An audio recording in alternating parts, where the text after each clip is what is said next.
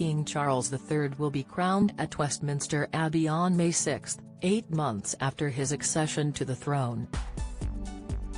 Details for the upcoming celebrations were revealed over the weekend, with Queen Camilla tipped to play a central role in the event, which will see her crowned alongside her husband.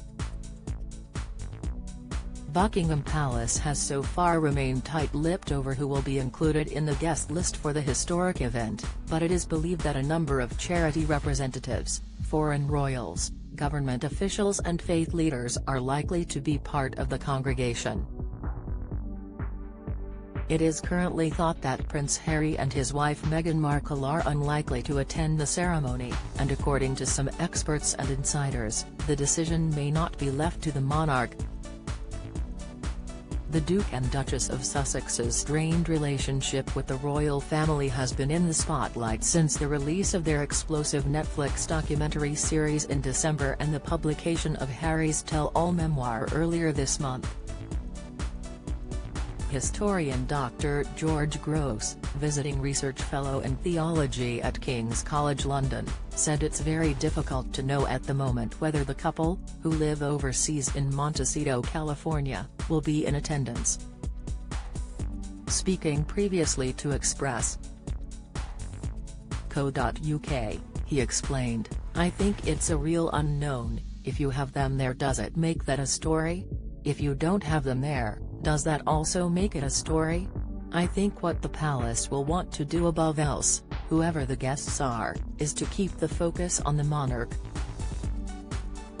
The historian noted parallels between Harry and Edward VIII, later the Duke of Windsor, who did not attend the coronation of Queen Elizabeth II in June 1953, but explained that it was then Prime Minister Winston Churchill who banned the former king from the event.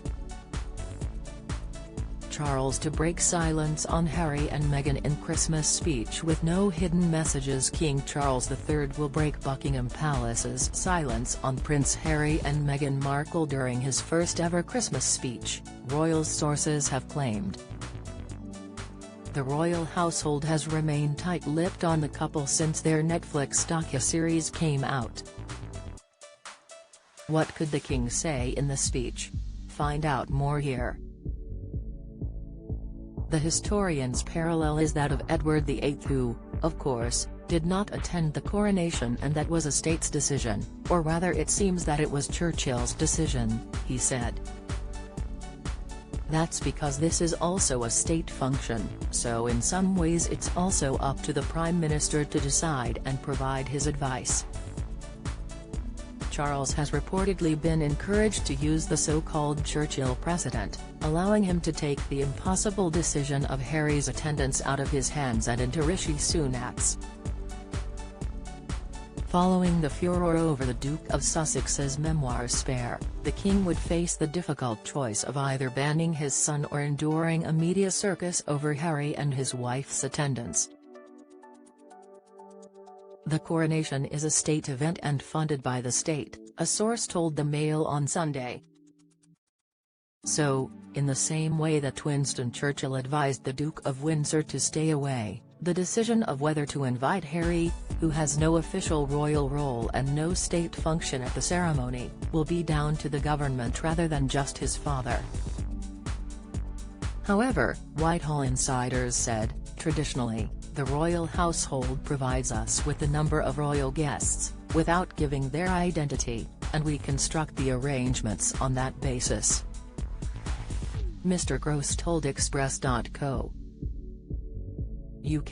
in general, you'd anticipate most of the core members of the royal family being invited. And while he, Harry, still remains a designated stand-in, it would seem unusual for him not to be there.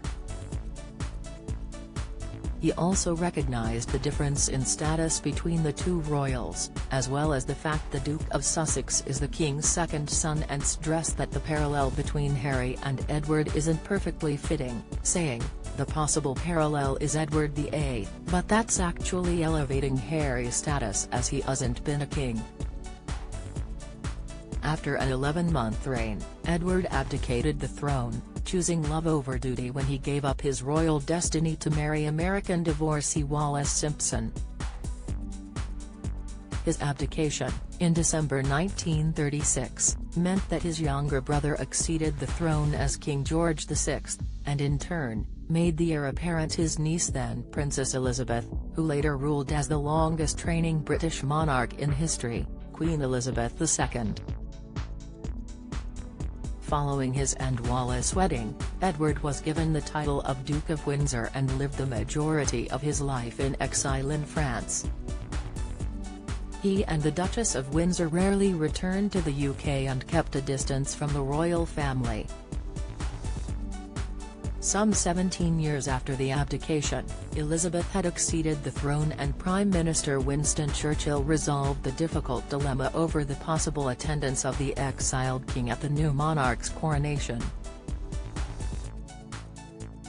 According to documents at the National Archives, the Duke of Windsor was told to inform the press an ex-sovereign would not be permitted to attend the coronation of a new one. Sir Norman Brooke, then Cabinet Secretary, wrote in his official minutes that Prime Minister Churchill had advised him not to come to coronation. He will say to press that it would not be consistent with usage for coronation to be attended by any or former ruler, he scribed. As Mr. Gross noted, Buckingham Palace will likely strive to keep the focus on King Charles and his coronation. When asked by ITV's Tom Bradby whether he will be in attendance, Harry made it clear that he felt as if it was up to his family to decide. There's a lot that can happen between now and then. But, you know, the door is always open. The ball is in their court, he said. There's a lot to be discussed and I really hope that they are willing to sit down and talk about it, because there's a lot that's happened in 6 years. And prior to that as well. Speaking of the event, a palace source said, His Majesty understands people are going through some very tough times and wants to do what he can to lift the nation. He knows people are struggling and wants them to get involved and to celebrate in their own way. The 3-day celebration will kick off on May 6, with the crowning of King Charles and Camilla. On May 7, the concert will take place at Windsor Castle. And on May 8, a bank holiday, a day of volunteering will be held in tribute to the King's public service. A senior royal source said, Our intention is to give as many people as possible the opportunity to take part in the celebrations. Dr. Gross is leading with Dr. David Crankshaw, lecturer in the history of early modern Christianity at King's Research on the British Coronations Project C.